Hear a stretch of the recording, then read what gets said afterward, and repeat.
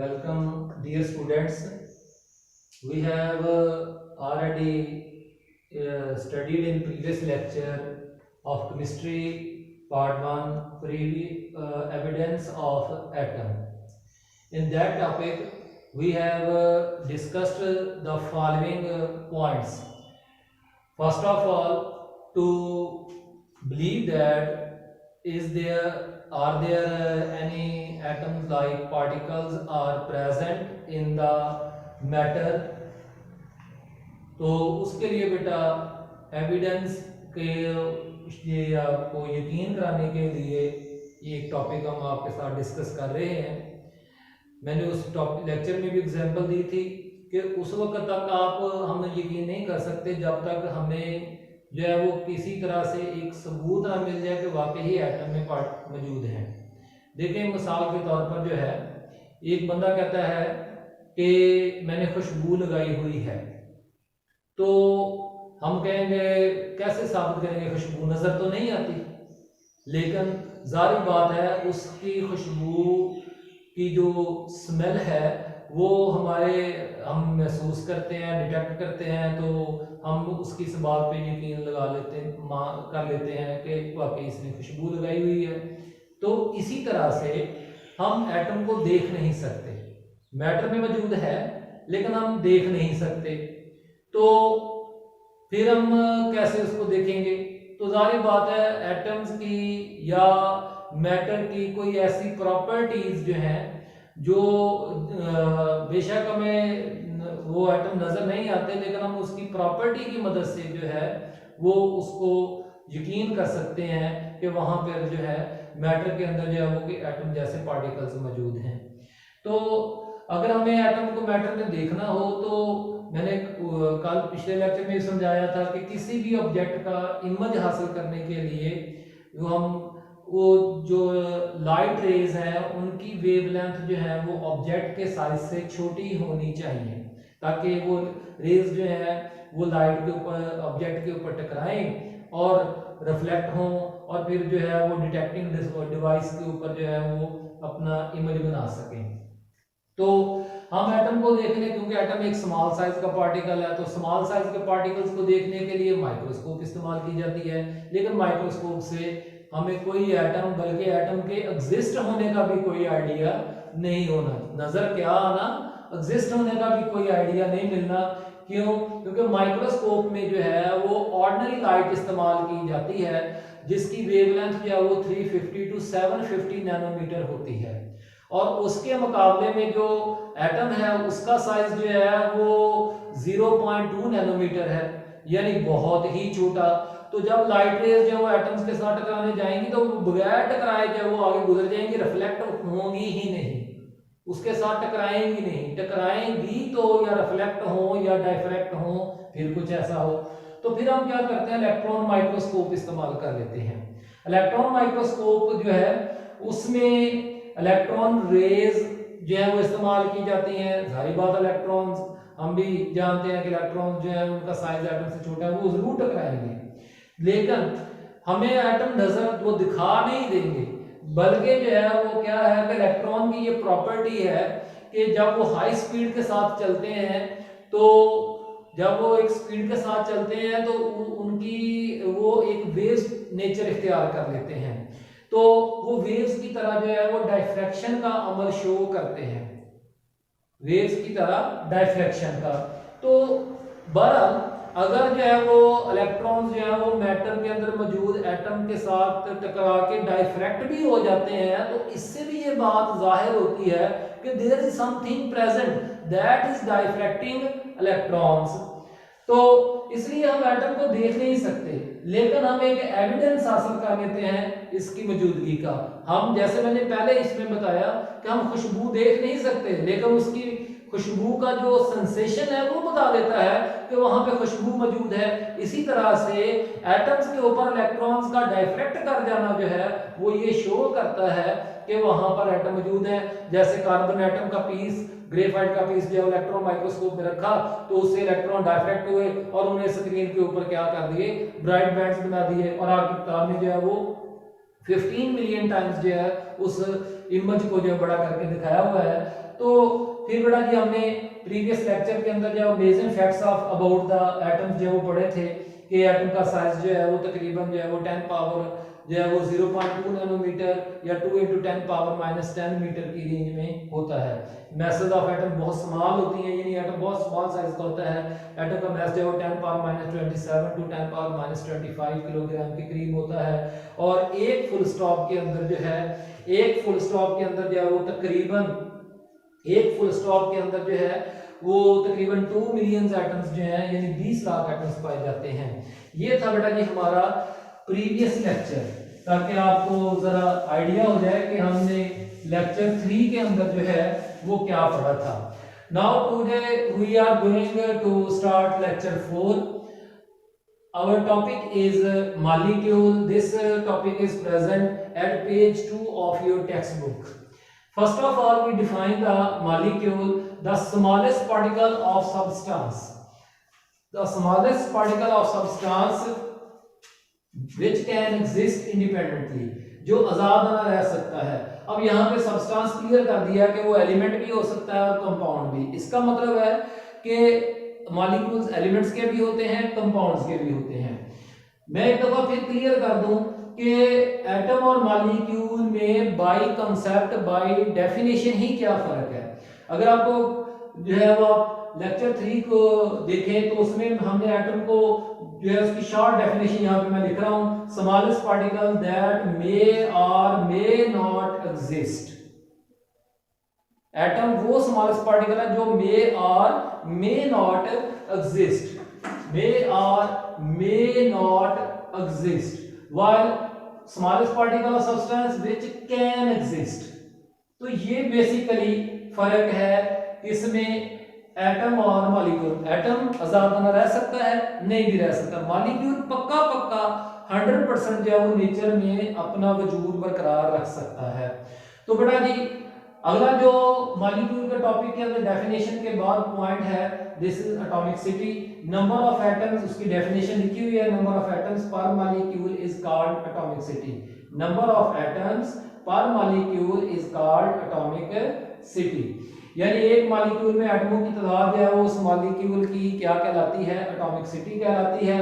तो हम एटॉमिसिटी की ही बुनियाद पर, on the base of atomicity जो है हम मॉलिक्यूल्स को क्लासिफाई कर सकते हैं कई कैटेगरीज में, monoatomic molecules, diatomic molecules, tri, tetra, penta. मैंने जल्दी में टाइम की वजह से पॉलीएटॉमिक लिख दिया है। Monoatomic molecules having one atom पर मॉलिक्यूल, एग्जांपल उसकी हीलियम, नियॉन, आर्गन। इनमें ये वो मॉलिक्यूल हैं जिनमें एक ही एटम होता है। तो यहाँ पे क्लियर हो रहा है कि एक्चुअली ये मॉलिक्यूल्स ही असल में क्या है, actually these are atoms which can exist.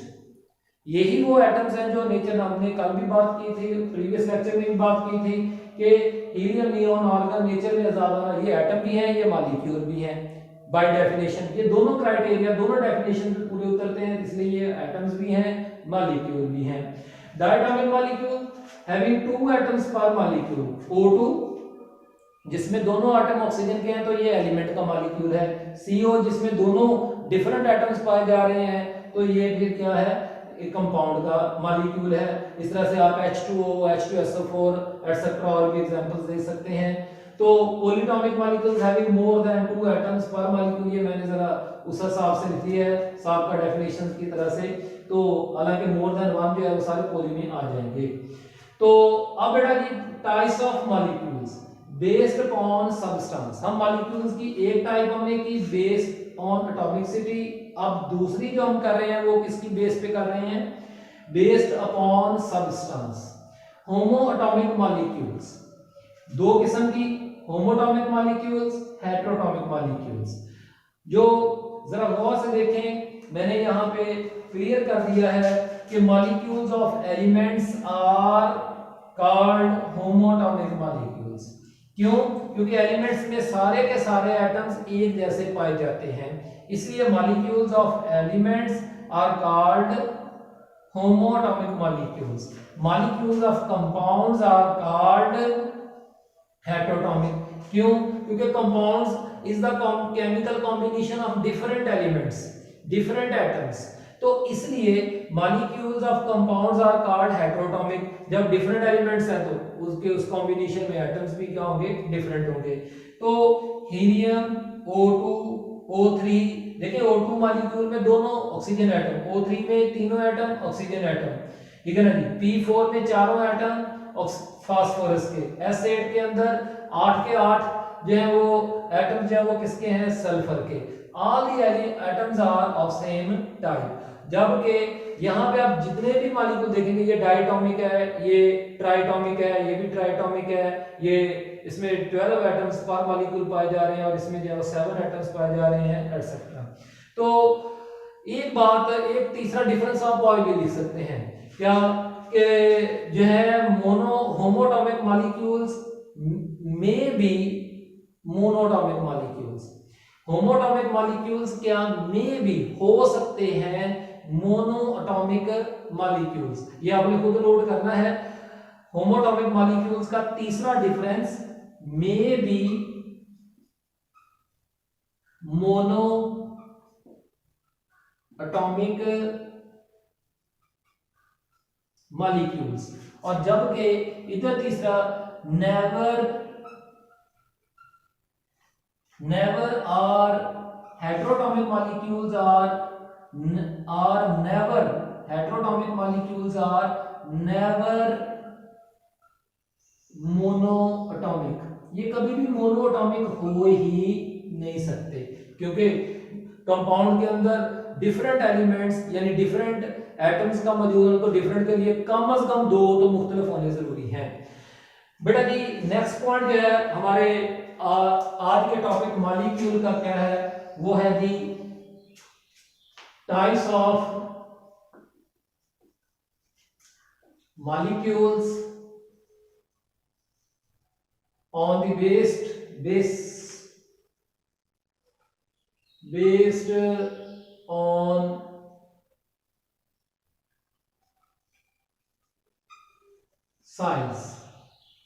Size की बुनियाद पर। तो साइज की बुनियाद पर मॉलिक्यूलों की दो किस्में हैं। साइज की बुनियाद पर जो है वो मॉलिक्यूलों की दो किस्में हैं। नंबर 1 इज माइक्रो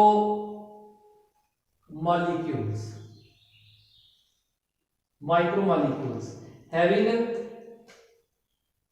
डेफिनेशन लिख रहा हूं, having masses having a very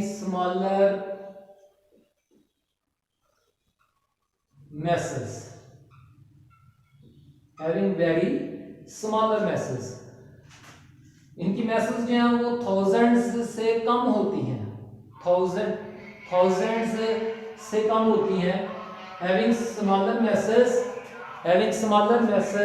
and इनकी मैसेज जो है वो थाउजेंड से क्या होती हैं, कम होती हैं। तो एग्जाम्पल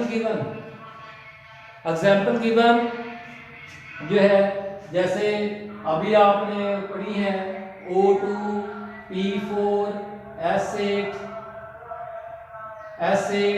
CO, C6, मैं जरा ये देता हूँ C12, H22, O11 एटसेट्रा। तो हालांकि इसके अंदर जो है वो 45 एटम्स पाए जा रहे हैं और इसका 342 मॉलिक्यूलर मास बनता है, लेकिन 1000 से कम होनी चाहिए। तो ऐसे मॉलिक्यूल्स को हम क्या कहते हैं, माइक्रो मॉलिक्यूल्स कहते हैं। तो देखिए माइक्रो मॉलिक्यूल्स के अंदर मैंने एलिमेंट्स के भी लिखे हैं और कंपाउंड्स के भी लिखे हैं। दूसरी तरफ आ जाए मैक्रो मॉलिक्यूल्स। मैक्रो मॉलिक्यूल्स जो है हैविंग